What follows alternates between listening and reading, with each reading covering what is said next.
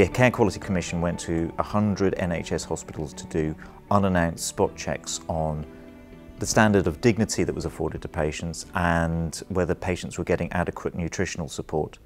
And what they found was 55 instances of alarmingly bad standards of care, 35 institutions that needed improvements in their care, 20 that had serious problems that needed to be addressed. What's even more concerning is that several of the institutions where there were problems, they had already flagged that there was a problem earlier in the year, back in May, when they did a report on a smaller number of NHS trusts in this whole area of showing dignity and caring for people's nutritional needs. So this is a very focused study, but it's showing that patients were being left on toilets with the doors open or curtains pulled back. People were not getting food given to them when they needed it. When they were unable to feed themselves, food was being left on tables and on trays out of their reach. Patients who took a long time to eat were getting the food whisked away because the nurses had to get on with their routine, and so on and so forth. So even in just these small areas of human dignity and making sure people are getting adequate nutrition, bad failings in several institutions. I think the first thing to say is that actually the vast majority of the care that's given has been good, but it's a significantly large number that are failing. It's a minority, but it's a significant minority.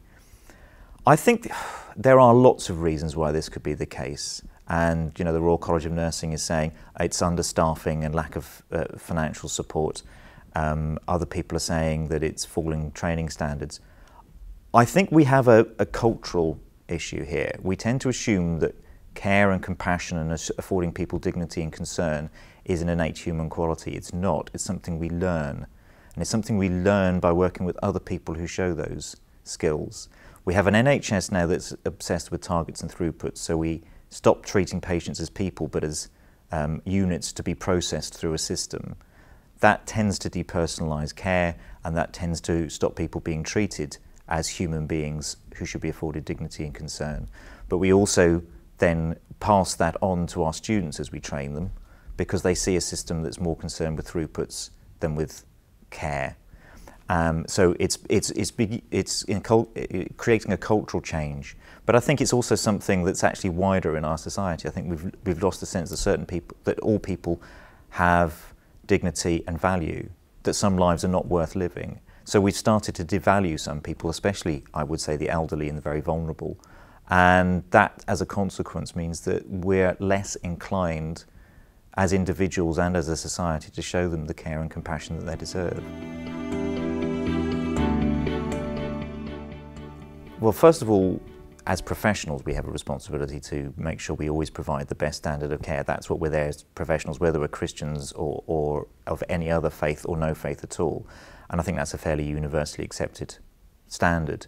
But as Christians, we are called to see Christ in every person that's around us.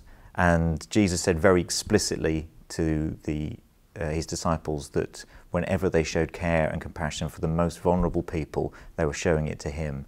If we don't do that, we're not honouring our God, we're not honouring Jesus, and we're not honouring what he's taught us. It's got to be right at the centre of what we do as Christians in nursing or medicine, is caring for each person as if we were caring for Jesus himself.